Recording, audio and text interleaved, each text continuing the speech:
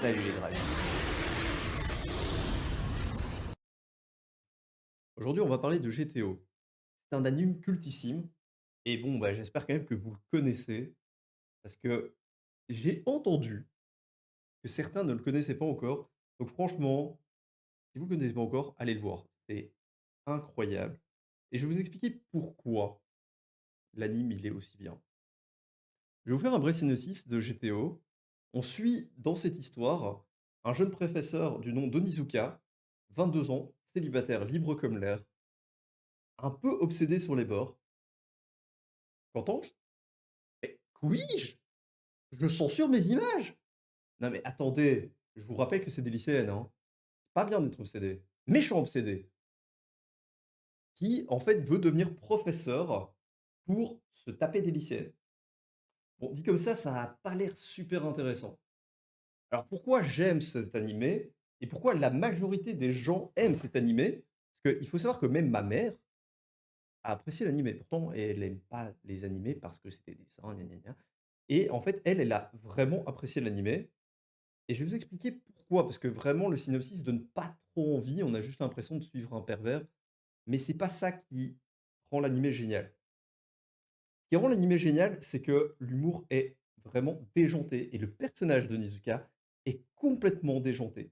Il est complètement loufoque, on ne sait pas ce qu'il va faire, il est totalement imprévisible dans ses actions et sa manière de voir les choses est vraiment originale. En fait, je sais pas combien de trucs loufoques arrivent dans cet animé sur seulement, je pense 42 épisodes ou 44, je sais plus, enfin bref, dans les 40 épisodes, hem, en fait, il y a tellement de choses dingues qui s'y passent. Je vais juste vous donner un exemple, voilà. Là, par exemple, on voit que, bah, il a sa méthode d'enseignement particulière, hein. Heu, il fait ça alors qu'il est déjà un petit peu sur la sellette et qu'on va peut-être le virer et en fait, il sait pas s'en empêcher. Il est tout le temps dans des idées complètement bizarres et il voit l'éducation d'une manière assez spéciale et pourtant, bah, en fait, c'est pas mal, c'est pas mal. Il a vraiment des idées, parfois, dans certaines situations où tu dis: «Putain, mais en fait, ce qu'il dit, il est pas con». Et il a beau être un cancre, il a beau ne pas vraiment, être très intelligent ou commencer à faire de grandes études, et cetera, et ben, en fait, on aime bien sa manière de penser et on se surprend à se dire: «Ben, en fait, j'aurais adoré avoir un prof comme lui». C'est vraiment un personnage haut en couleur. Il a vraiment des manières de réfléchir bien à lui et ça, franchement, rien que pour ça, ça vaut la peine de suivre cet animé. Ça vaut vraiment la peine juste de se dire: «Purée, si j'avais eu un prof comme ça, est-ce que j'aurais pas aimé l'école?» Parce que bon, hein, je sais pas, peut-être que vous, vous avez adoré l'école. Moi, j'ai pas trop aimé personnellement et franchement, ce prof-là, il m'aurait fait kiffer l'école. Il est vraiment loufoque. C'est le mot qui le décrit le mieux et franchement, essayez de regarder cet animé, donnez-lui une chance, regardez les premiers épisodes et on sait jamais, peut-être que vous vous accrocherez aussi à ce personnage haut en couleur. C'est vrai que finalement, sans lui, bah, l'animé n'aurait pas vraiment autant de valeur parce que c'est vraiment lui qui porte l'animé. Les autres personnages sont sympas, mais c'est pas enfin vraiment, c'est grâce à lui que l'animé est génial. Voilà. Bon, bah, je vous laisse découvrir ça si vous connaissez pas encore.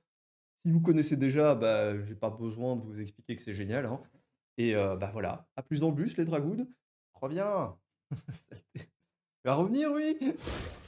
Merde. Au moment où il revient, je recommence.